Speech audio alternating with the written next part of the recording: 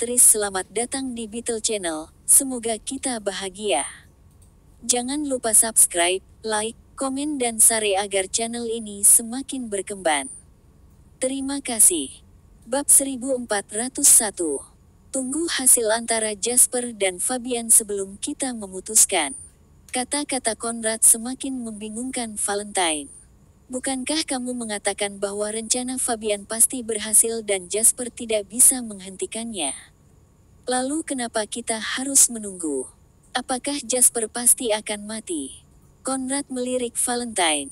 Kemudian, dia dengan enggan menggelengkan kepalanya dan berkata, "Val, pandangan ke depanmu masih terlalu pendek. Lihat lebih jauh."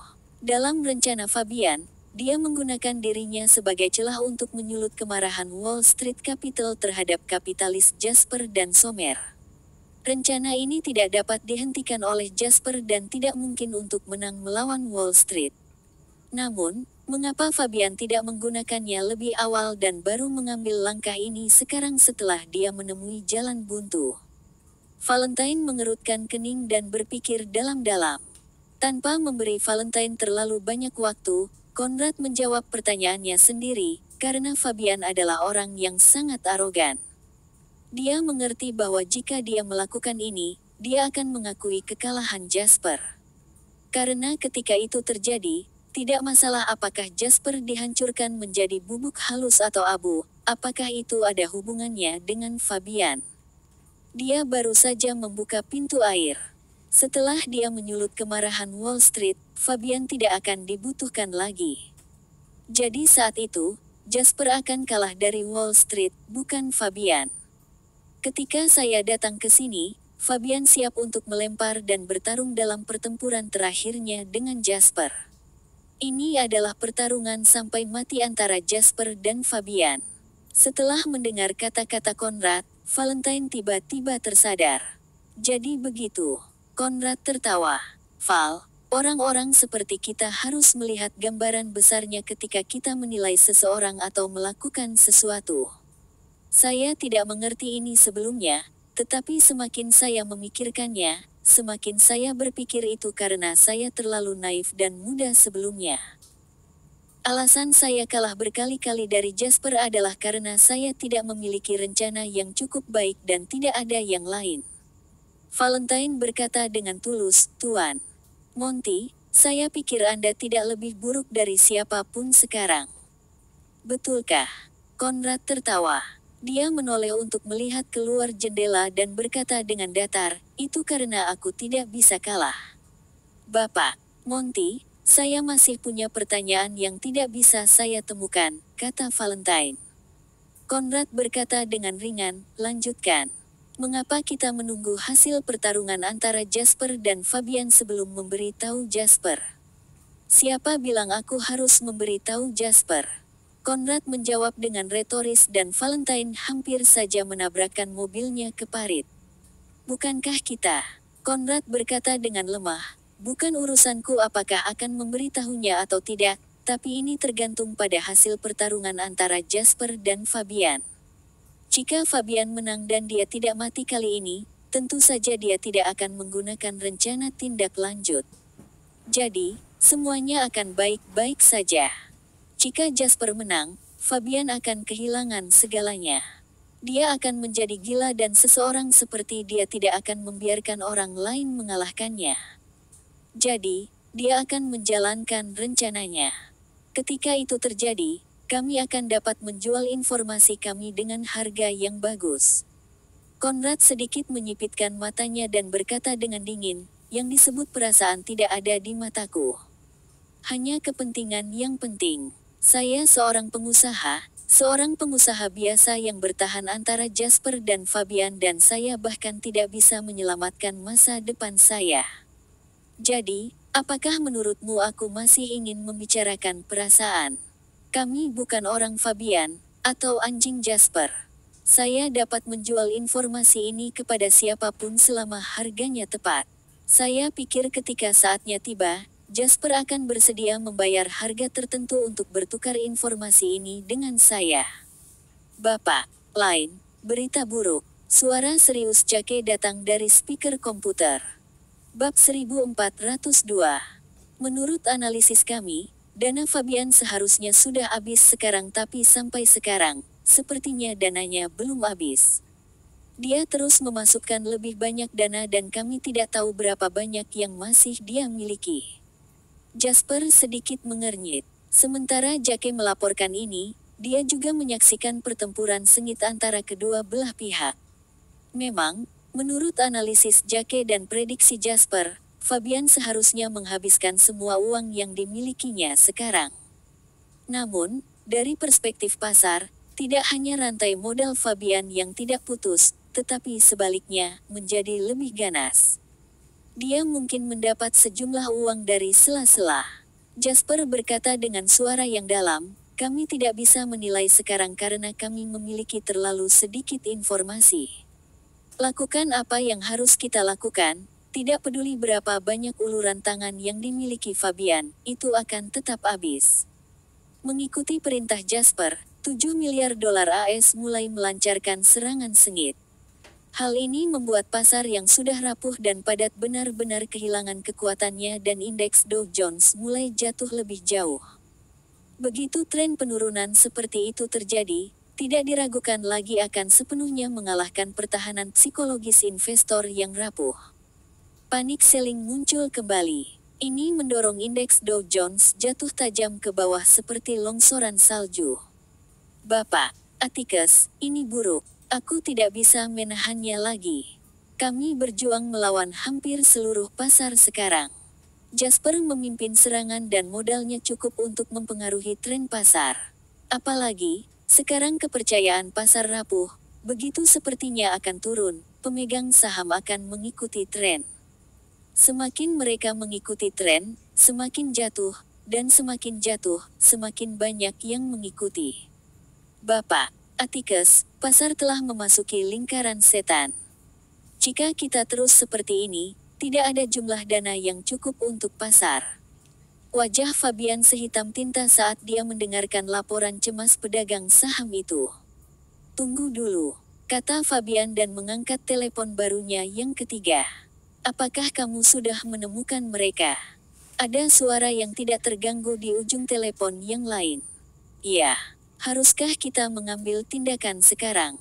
Fabian menyeringai jahat dan berkata, silakan dan usir mereka dari Harbor City.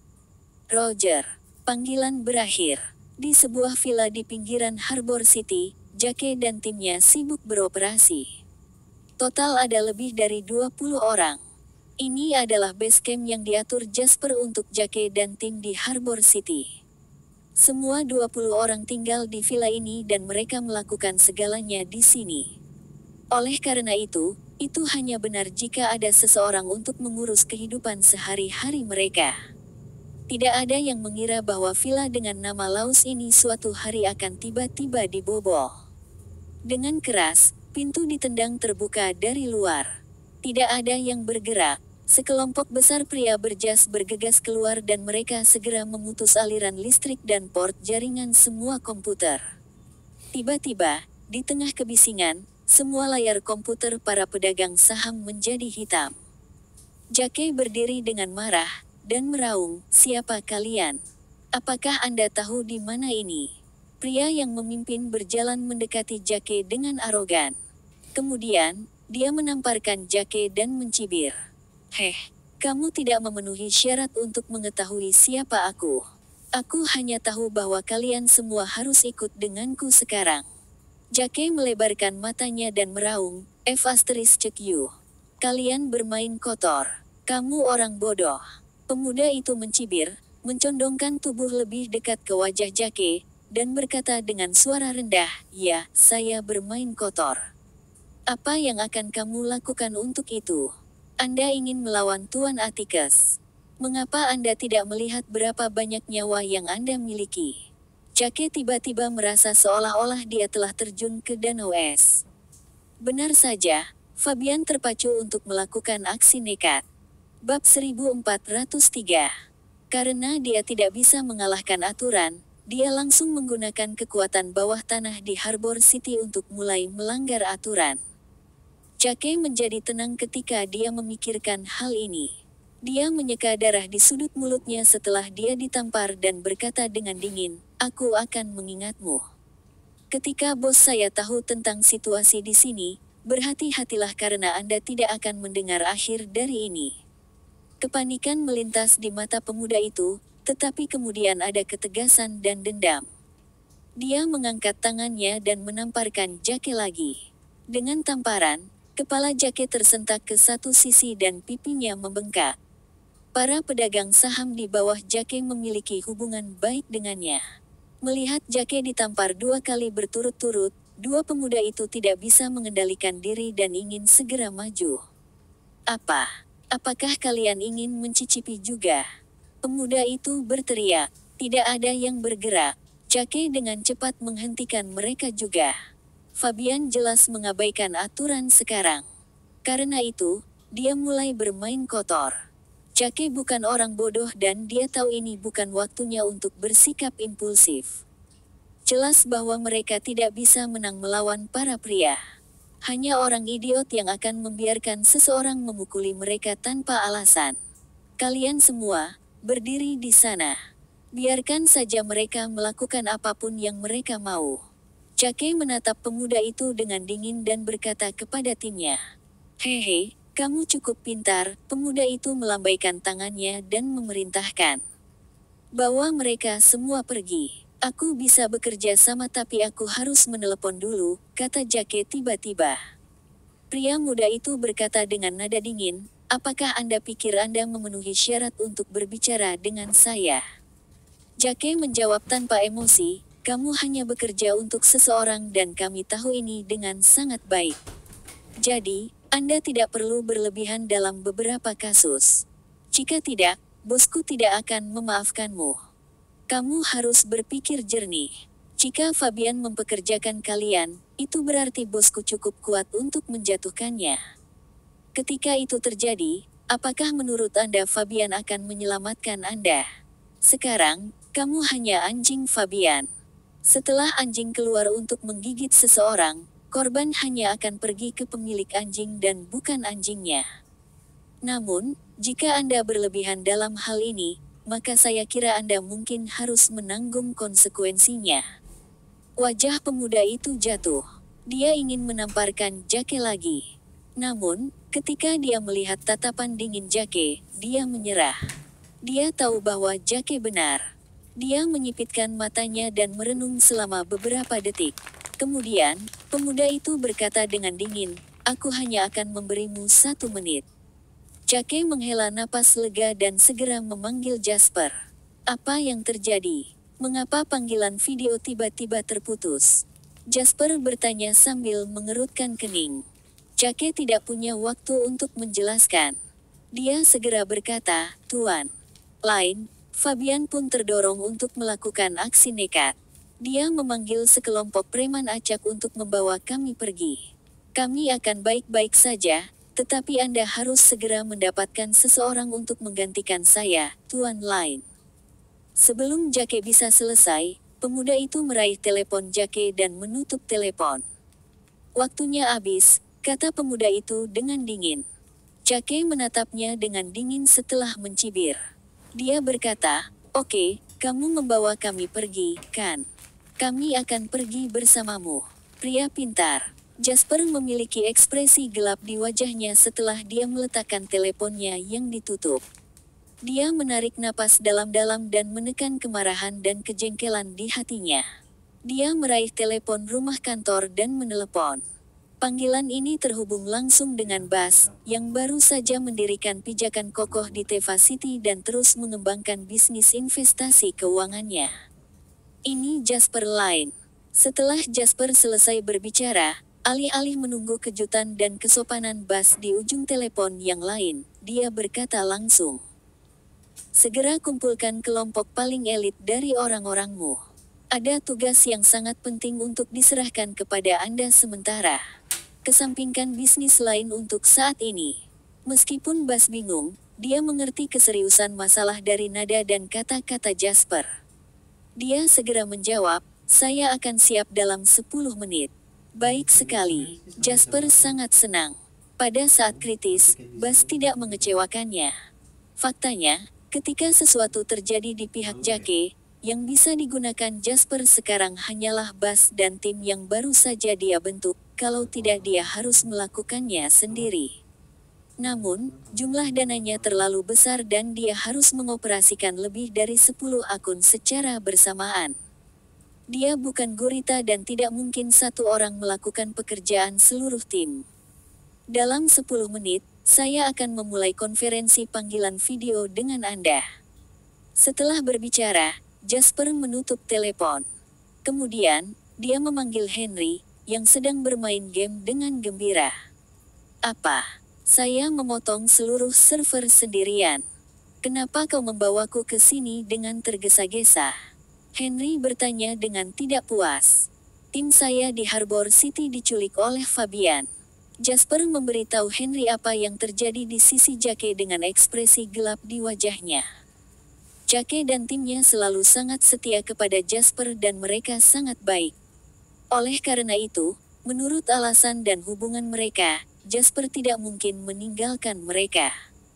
Namun, Harbor City berada di luar jangkauan. Satu-satunya orang yang bisa digunakan Jasper sekarang adalah Henry.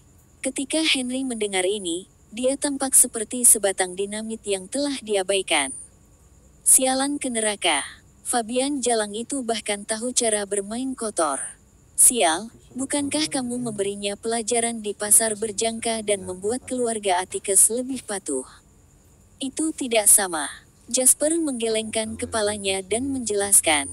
Dia menggunakan kekuatan keluarga Atticus untuk menimbulkan masalah bagi grup hiburan, jadi serangan balikku mengenai keluarga Atticus secara langsung. Keluarga Atticus telah berkompromi sekali. Kali ini, Fabian menggunakan kontaknya untuk bermain kotor. Jadi, kita hanya bisa berurusan dengannya, bukan seluruh keluarga Atticus. Jika tidak, itu akan menyebabkan reaksi dari seluruh keluarga Atticus. Terus, persetan, apakah dia pikir hukum itu penurut? Kata Henry sambil merasa kesal. Kamu bisa membantuku dengan masalah ini. Jasper memandang Henry dan berkata dengan serius.